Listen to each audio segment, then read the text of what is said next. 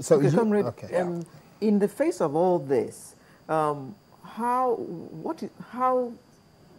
well is Edo doing in the area of internally generated funds? Again, it's a vicious cycle. We moved, well, when I resumed in Edo, the locally generated revenue was under 300 million naira a month. We're able to move it and grow it up to 2.1 billion. But subsequently, we made an adjustment, you know, to give more relief to workers, you know, reduce their tax liability. And that led to a loss of about 500 million naira a month. Right now, we are doing an average of 1.5 billion, you know, down from 2 billion.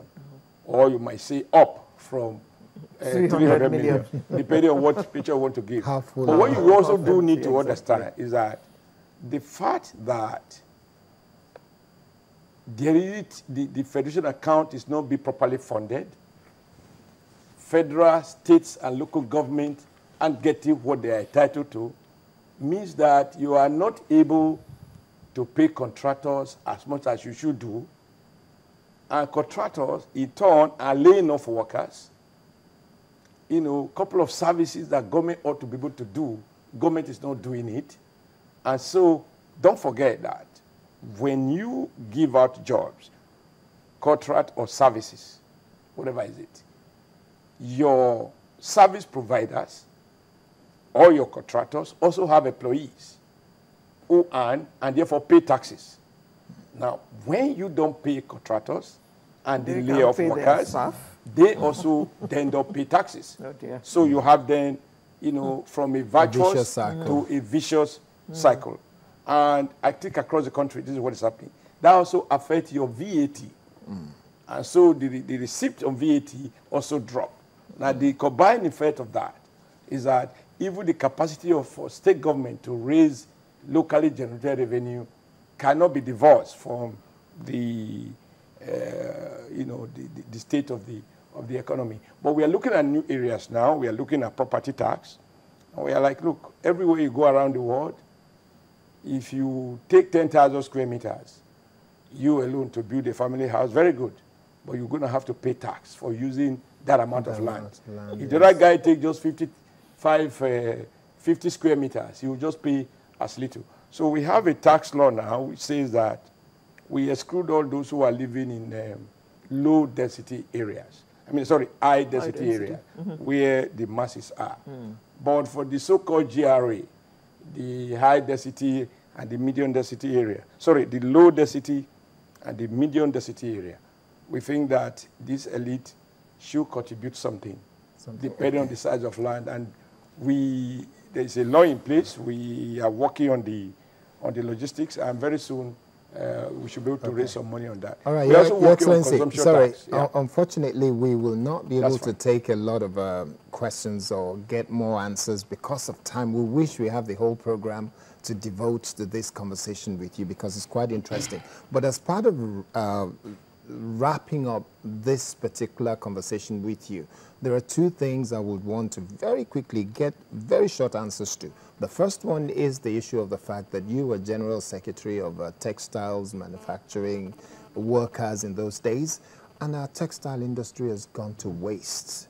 What's your thought? And I just need a very short answer on that one. Maybe there is something we should be doing, and then we'll ask you the final question. Try. I'm very sad about that because really, you know, that was an industry that can easily employ a couple of millions of Nigerians. A technology that is simple and we have cotton. But I think the problem of textile industry is power. Without power supply and high cost of diesel, high cost of LPFO, there is no way we can compete. And yes, government has given money, but money doesn't do the trick. If you don't have power, you can't be competitive using generator. I think that is the problem of the textile sector, the problem of the leather sector, partly why Michelin relocated, why Dunlop relocated. And unless you get power right, you're not going to have manufacturing industries back. Okay. And public sector alone can't create the jobs. Okay. Private sector, labor-intensive sector industries are required. And textile ought to lead. The entire Bangladesh economy is run on textiles. About 60% of their total national income is from the textile sector. Okay, thank you very much. We have to wrap up now, but just before you go, I've saved this for the last. I know that His Excellency, the Governor of Lagos State, has said that if there is an election in 2015, and if there is an opportunity for him to recommend somebody to be the next president of Nigeria, it will be Adams Oshiomhole. Do you have interest in that position, Your Excellency? We're right now working hard to justify my current mandate. I think it's a huge responsibility to be trusted by the great people of Edo State, almost unanimously, winning across all the 18 local governments and transforming from labor to governance. And there's so much that I'm doing right now that I think I want to focus on that. But if my party right now is still working on this structure. If your party suggests that you should go for it, would you be interested? Well, you know, the good thing about your question, you keep saying if. No, it's just to know what your thoughts. Okay, let's assume about that when we get there. But right now, I think I have a job to do, and all my focus is on that job. Okay, thank you very much, Comrade Dodger. You dodged that question very well. You dodged that bullet very well. We have been chatting with the Governor of Edo State, Comrade Adams Oshiomhole. Thank you very much for coming all the way from Edo State to have this chat with us. Thank you so much. Sunrise. For doing such a fine job for Nigerians, you know, keeping us warm and putting a smile even in these challenging times. Thank you very much, Excellency. Yes. We shall return in just a moment with yet another very interesting discussion. Please stay with us.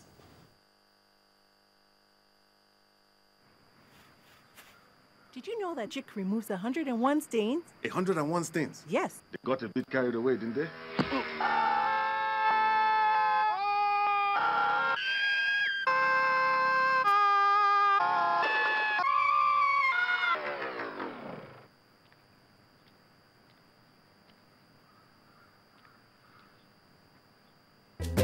Don't worry, I'll just check it. Jik removes 101 stains.